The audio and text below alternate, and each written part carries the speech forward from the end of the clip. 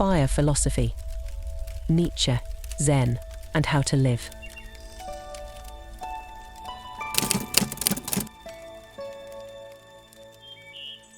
Nietzsche and Nagarjuna awaken from dualism, a creative dialogue on spiritual quests from 3 points of view. Friedrich Nietzsche's most famous work, Thus Spoke Zarathustra, is a fictional account of a spiritual quest by his protagonist, Zarathustra, who after 10 years of meditative retreat in the wilderness, descends from the mountains to teach what he has learned to awaken the spirit of humanity. Written in archaic, scripture-style language, Nietzsche considered this creative narrative his most important statement on the possibility of human enlightenment and on the reactionary human resistance to higher evolutionary forms of life. The story below follows Nietzsche's Zarathustra in both archaic style and its focus on spiritual awakening, but brings a fictional Buddhist named Nagarjuna into dialogue with Nietzsche's spiritual pilgrim, in the same sense that Nietzsche's Zarathustra is not the same as the ancient Persian Zoroastrian by that name. Our fictional Nagarjuna is not to be identified with the famous 2nd century Buddhist logician of that name, even though the two share Buddhist perspectives and concerns. In our story, Zarathustra, Nagarjuna, and the mayor of a local village debate each other on what might be at stake in waking up to the realities of life. All quotations are from one section of Thus Spoke Zarathustra, a section called The 3 Evil Things. When Zarathustra awoke from his dream, the decisive dream in which the 3 evil things had been revealed to him, he burned with energy and yearned for an opportunity to test these new teachings in the public square. Thrice he entered the village square to announce these 3 revelations, assuming that on each occasion he would be reviled by the townspeople for denouncing their community's foundational values. On the first day, he ridiculed those whose actions showed their contempt for the body. Upon hearing him, he thought, "These despisers of the body would avert their eyes and cover their ears, thus evading his critique of the first evil thing, ascetic self-denial based on a mistaken dichotomy between spirit and matter."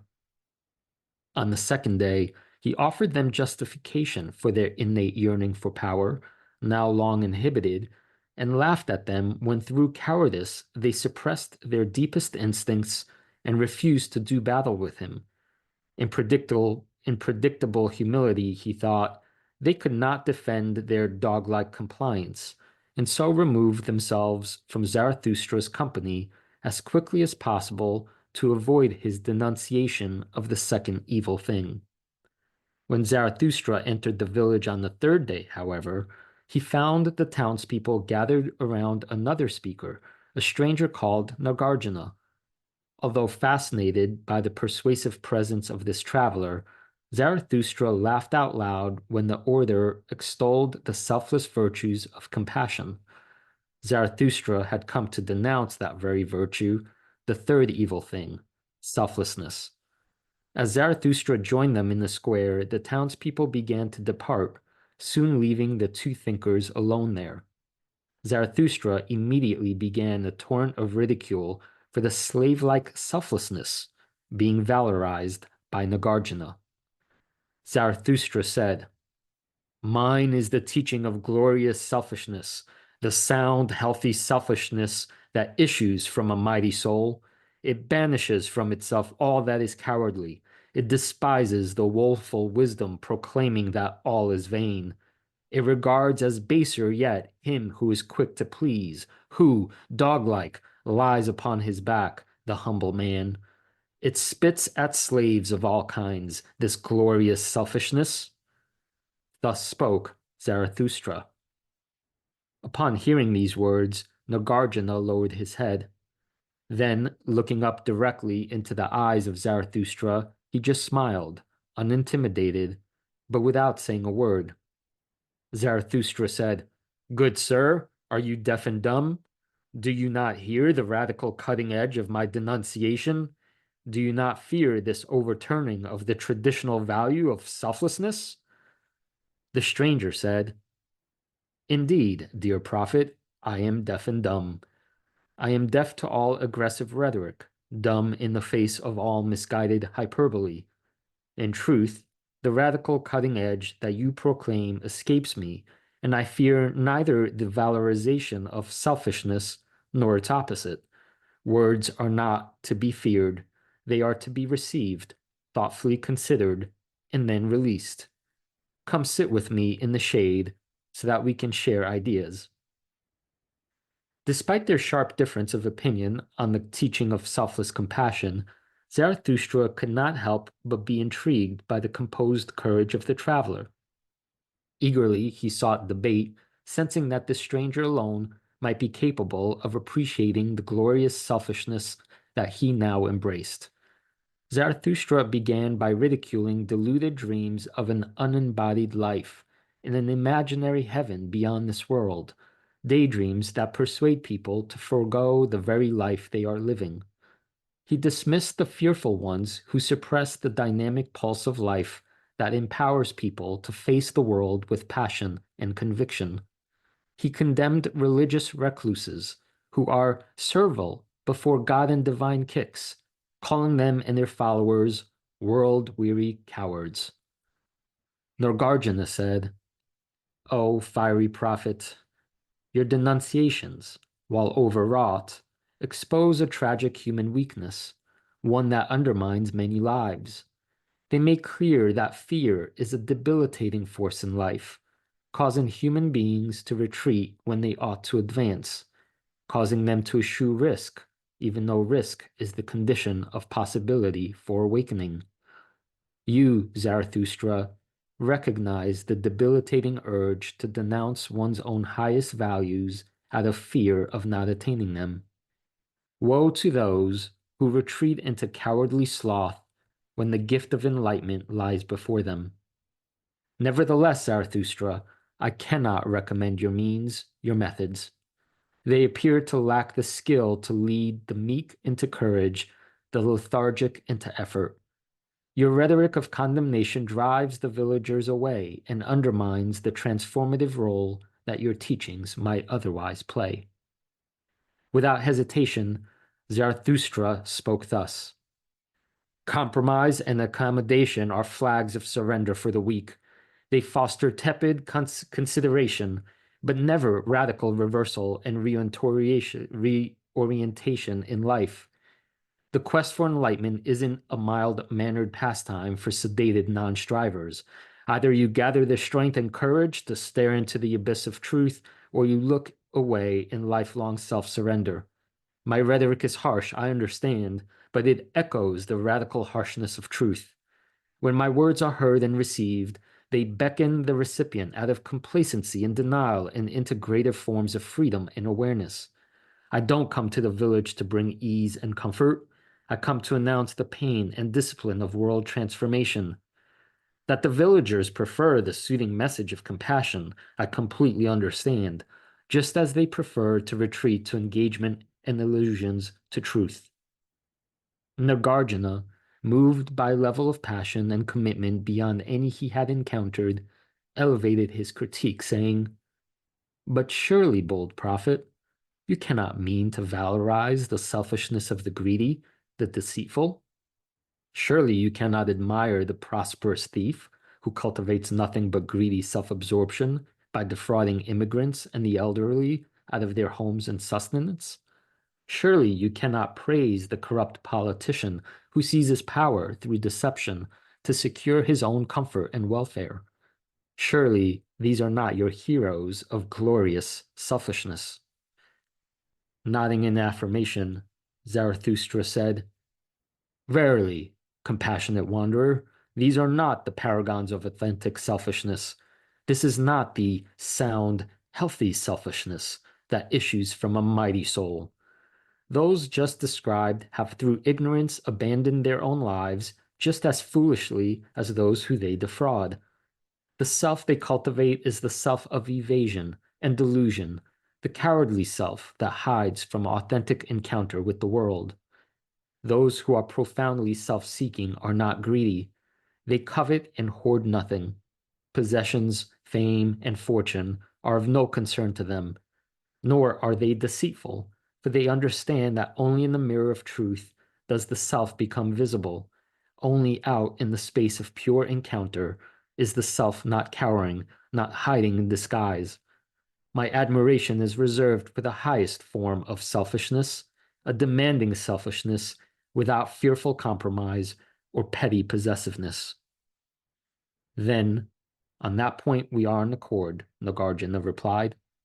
Those who truly seek enlightenment recognize that, although common among human beings, worldly self-absorption is unprincipled foolishness. It claims to seek its own liberty, while in truth undermining any chance of it.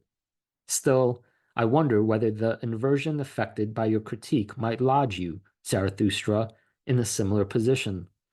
So while I sympathize when you warn the too impatient man who puts up with everything is content with everything, I wonder whether it is any better to be the never patient man who puts up with nothing, is content with nothing. You say that the too patient man is a slave, but observe for a moment the slavery of the never patient man. He is enslaved by his deluded sense of lack, his never fulfilled desires, by his resentment and perpetual unhappiness. Adhering firmly to one side of this dichotomy, do you not infuse your every thought and act with a joyless discontent?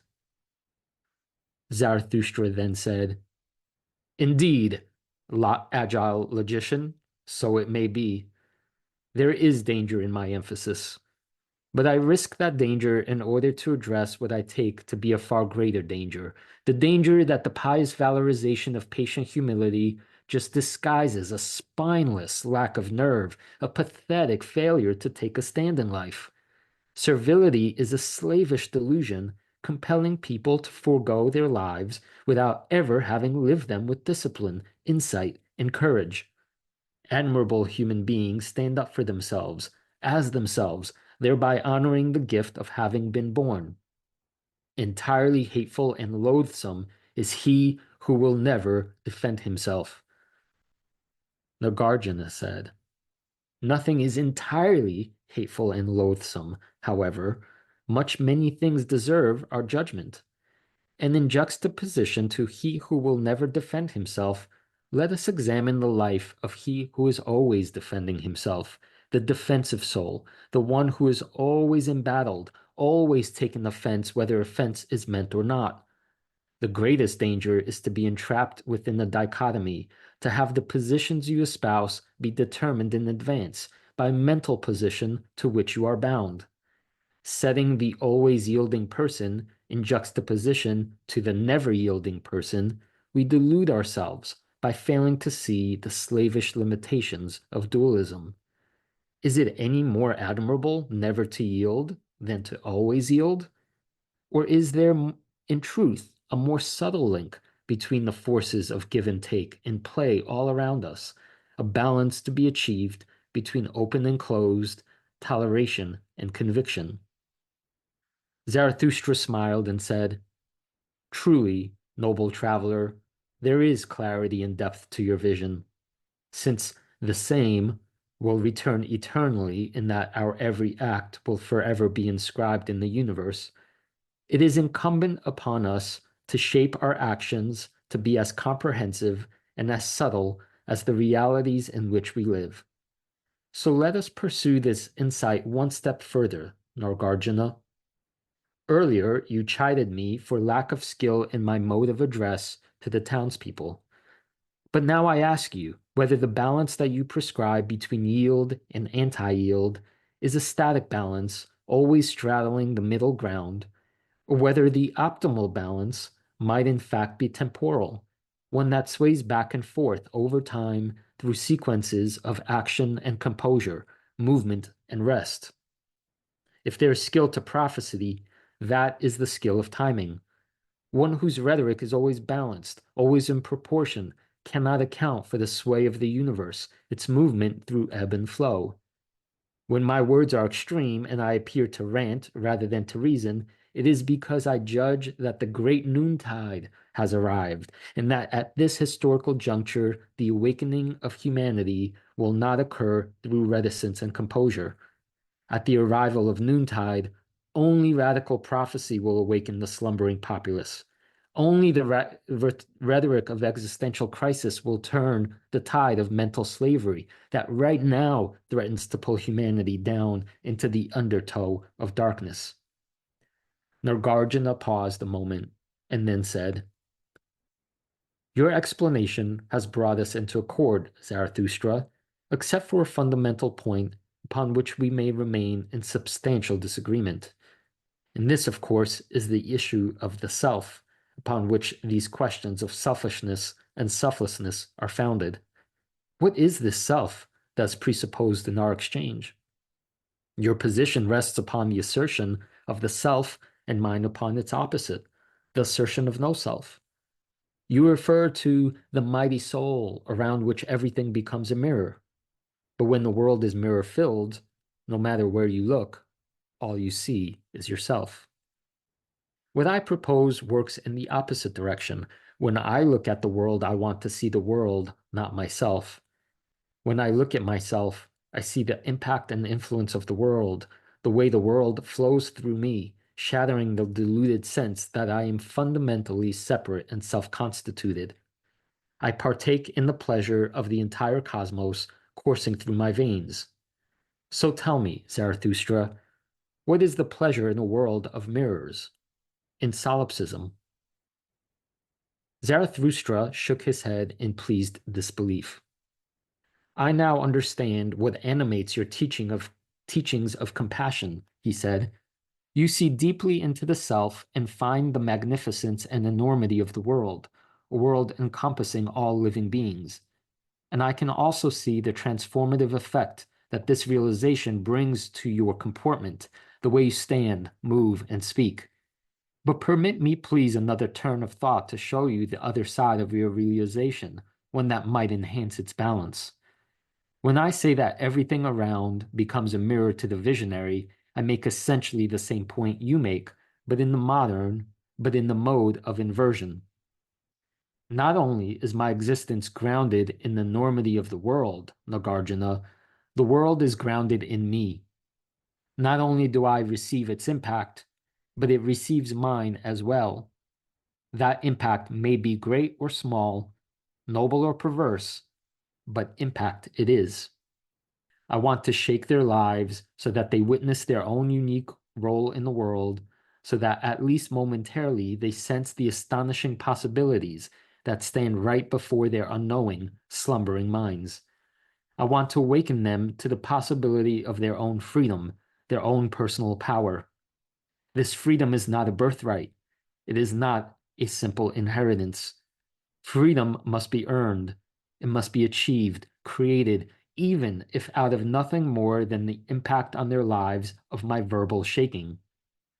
When I look at the world, I want to see the world, of course, but I also want to see that my existence within it has not been a nothing, a pathetic escape, a failure of nerve that never seeks to grasp the unique point of my being here.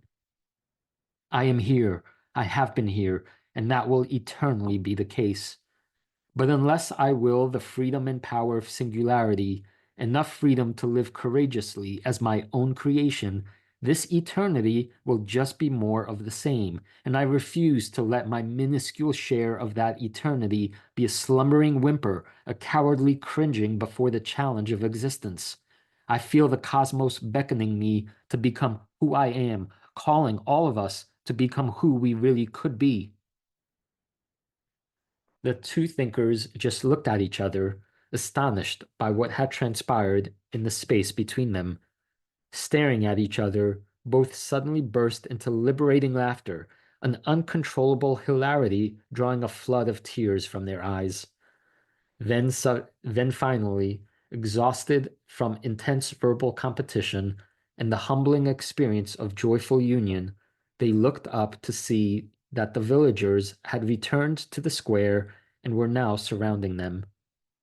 The mayor of the village stepped forth to speak on behalf of the townspeople. Without intimidation or fear, She spoke plainly. "Oh, formidable thinkers, you misunderstand us. You take our acceptance of your presence in our village as a sign of our inability to understand, or as cowardice. You take it as a sign that we either refuse your words without comprehension or cower in fear of them. In truth, we do neither. We are often challenged by your words, often inspired or bemused by your lives.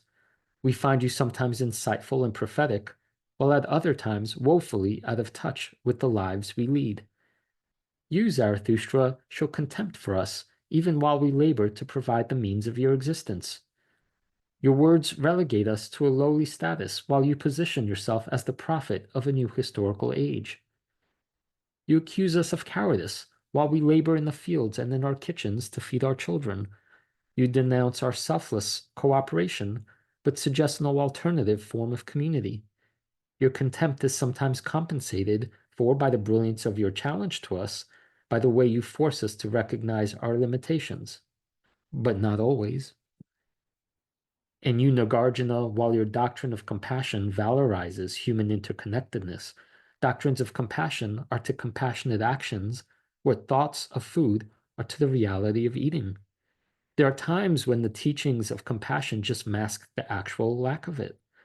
There are times when we experience these teachings as a thinly disguised version of the same disdain that Zarathustra openly parades. Authentic feelings of compassion and degrading forms of pity are readily distinguishable in deed, but not so easily in words. Although you have yet to prove yourself one way or another, from where we stand, those who come to our village to preach compassion while providing none deserve our inattention, not our discipleship. In our view, they, not us, are the proper target for Zarathustra's fiery sword. When the two thinkers stepped forth to respond, the mayor just held up her hand, silencing them. She continued, Zarathustra, you assume that we flee the town square each day to avoid the impact of your invective, but in fact, we just go to work. We labor as most human beings must to provide the basic needs of our existence, and yours. Our labors today have completed preparations for the harvest festival, which we begin tonight. We invite both of you to join us, but we impose one condition upon that invitation. This condition is that throughout the evening festival, you practice complete silence. Having attended to you and having listened to your teachings, we ask that you now attend and listen to us, while we all share the joyful bounty of our labor with feast, song, and dance. Should you be capable of following through on this vow of silence, we will welcome you back into the village square as our equals and as teachers from whom we have much to learn. Thus spoke the townspeople, and to their credit, the thinkers had nothing to say.